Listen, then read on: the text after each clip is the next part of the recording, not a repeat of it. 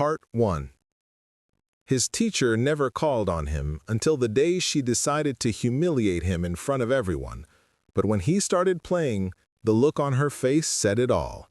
She never saw it coming. Eliza Rivers sat near the window, his pencil tapping rhythmically against his notebook.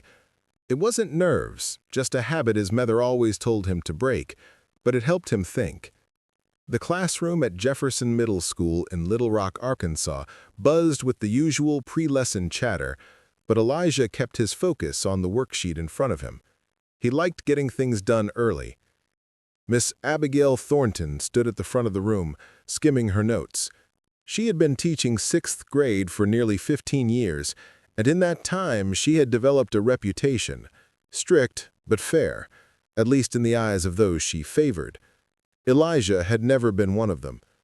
It was never obvious. She didn't raise her voice or insult him outright, but she rarely called on him when his hand was up. If he got a question right, she moved on quickly. If he got one wrong, rare as it was, she lingered, almost savoring the moment. Elijah noticed, and so did a few of his classmates. "Yo, she barely even looks at you," Tyler Whitman, the boy sitting next to him, whispered one afternoon. "You got, like, teacher invisibility or something?" Elijah had only shrugged. "Guess I do." But today, something felt different. Miss Thornton was glancing his way more than usual, not in a way that signaled trouble, but something else, anticipation. The lesson began, a standard history discussion about the Civil War. Elijah took notes, listening, waiting for the usual pattern to repeat. But then, something unexpected happened. "Elijah," Miss Thornton said, her voice crisp, "why don't you answer this one?" Heads turned. Elijah blinked. She never called on him. He sat up straighter, scanning the board. General Sherman's march to the sea was a military campaign aimed at breaking the Confederacy's resources and morale." She murmured. "Not bad, not bad." It was a textbook perfect answer. A few students exchanged glances. Tyler shot him a look that said, "What was that about?" The lesson carried on, but the shift had been made. Miss Thornton wasn't ignoring him anymore. She was watching. And then, right before the bell rang, she made her move. "Elijah," as students began packing up, "stay behind for a moment." A few heads turned again, but no one said anything. Elijah took his time, putting his notebook away before approaching her desk. "I overheard you talking the other day about your grandfather."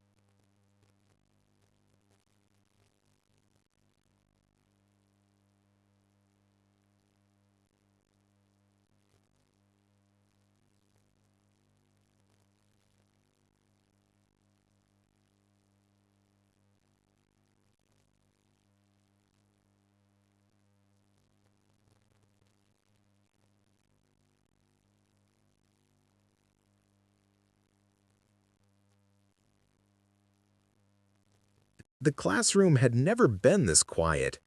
Even Miss Thornton, who usually carried herself with a smug certainty, had an almost curious look in her eyes. The students leaned forward, waiting. Some expected a disaster, others were just there for the spectacle. Elijah placed his fingers on the keys. They felt familiar beneath his touch, even though this piano was nothing like the one he had at home. His grandfather's piano had been warm, well-loved, with deep, rich tones that filled a room effortlessly. This one's keys were slightly stiff, the soundboard likely warped from years of neglect. A deep breath, a moment of stillness, then he played. The first few notes drifted through the air, soft and steady, a blues progression, the kind his grandfather had played for hours on humid Arkansas afternoons. Elijah's fingers moved with confidence, rolling through the chords. His left hand kept time while his right danced over the melody. The classroom shifted. The whispers stopped. Even the kids who had been smirking before sat frozen. Miss Thornton crossed her arms, her brows furrowing ever so slightly. She had expected hesitation, maybe a shaky start. Instead, she was hearing something she hadn't prepared for. Elijah didn't stop to see their reactions. He wasn't playing for them anymore. He was playing for himself, for his grandfather. He let himself sink into the music, feeling each note as if it were telling a story only he understood. His fingers glided effortlessly, striking the balance between precision and raw emotion. It wasn't just technical skill, it was a conversation between him and the keys. And then he took a risk. He shifted into something more complex, letting his hands weave intricate runs up and down the keyboard, a progression his grandfather had taught him, one he had struggled with for months before finally mastering it. A deep, rolling bass line pulsed beneath a soaring melody, notes colliding and resolving in perfect harmony. The longer he played, the heavier the silence became, wrapping around everyone in the room like the very notes filling the air. No one laughed now.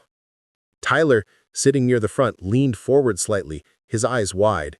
Brandon, who had cracked a joke earlier, had his arms crossed but wasn't smirking anymore. A few other students exchanged glances, their expressions a mix of shock and something else, something close to admiration. And then the crescendo. Elijah's fingers pressed firmly against the keys, striking chords that echoed against the walls. The music swelled, filling every inch of the room, every quiet space where doubt had once lived. He pushed harder, letting the final run carry the weight of everything he hadn't said.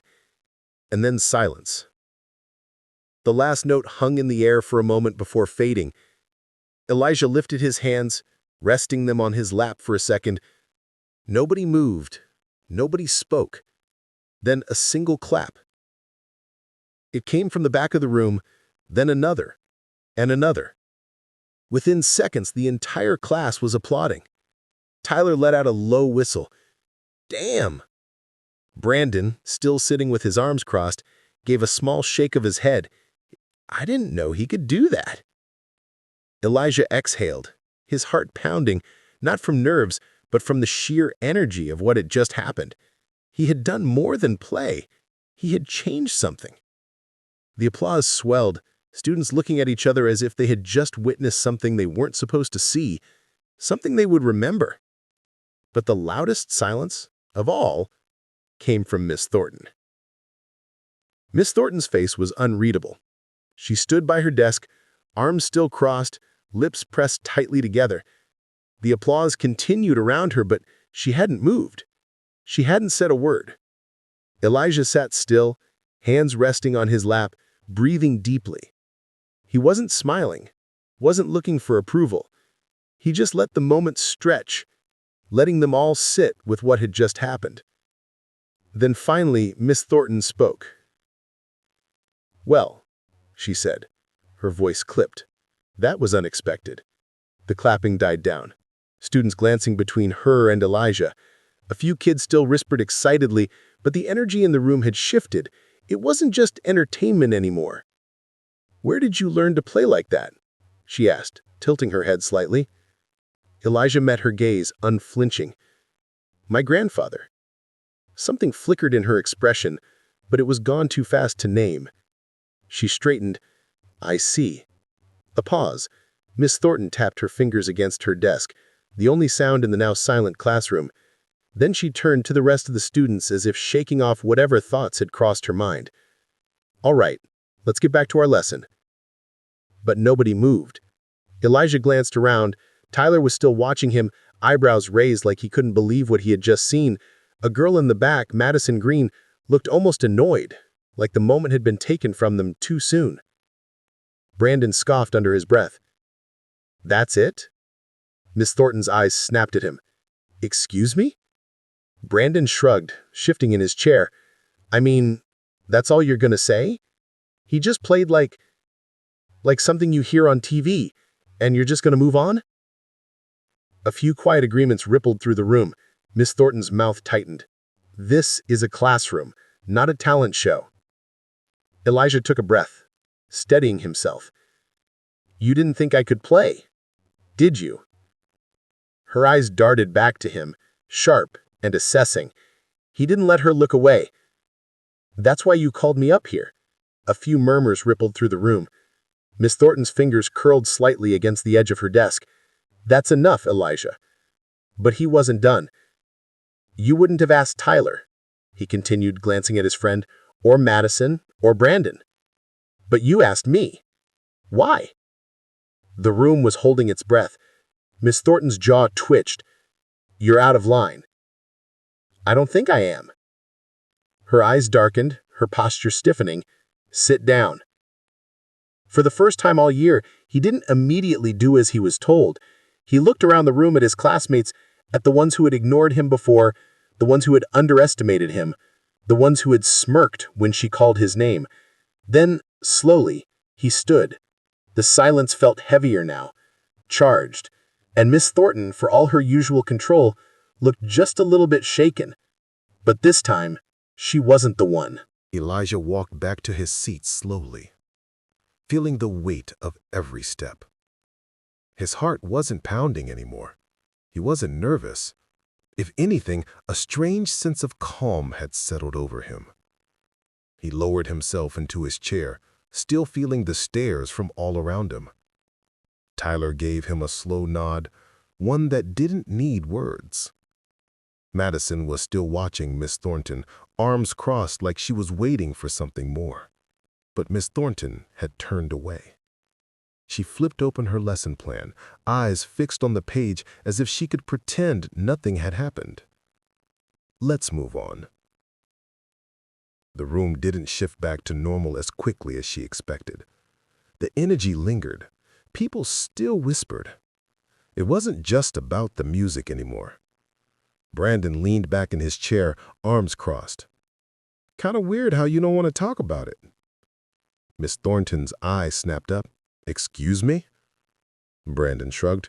"You made a big deal out of him playing, but now you're acting like it never happened." A few quiet agreements rippled through the room. Miss Thornton's grip on her book tightened. "That's enough." But Elijah had seen it. The hesitation, the discomfort, and so had everyone else. For the rest of the class, Miss Thornton's usual authority felt thinner, like a glass window that had just been cracked. She still controlled the lesson, but the students weren't as engaged. The usual rhythm was gone. When the bell finally rang, chairs scraped against the floor as students packed up their things, murmuring to each other as they filed out. Elijah slung his bag over his shoulder, moving toward the door. But just before he stepped out, Miss Thornton called his name. "Elijah." He turned back. For a second, she looked like she might say something meaningful, something real. Instead, her expression hardened. "I hope you understand that this is still my classroom." Elijah studied her. Then, in the same calm, steady voice he had used before, he said, "I know."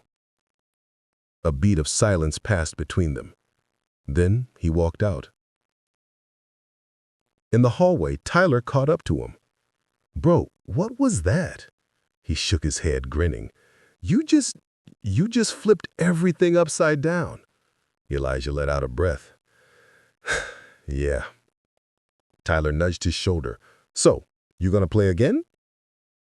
Elijah thought about the feeling of the keys beneath his fingers, about the music filling the room. He smiled.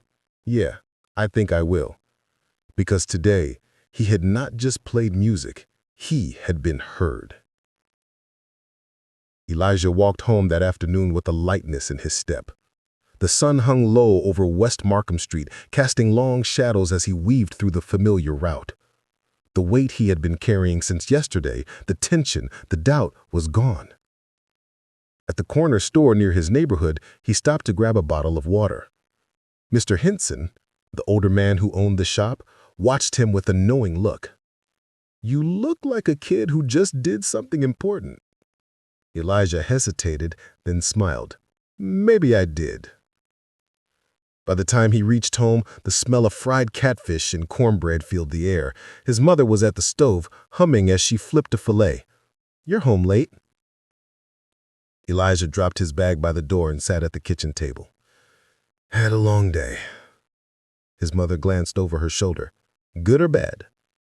He thought about it.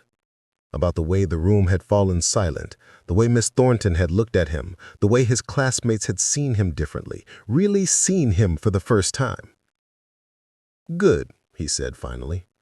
"Really good." She turned off the burner and wiped her hands on a dish towel before sitting across from him. "You want to talk about it?"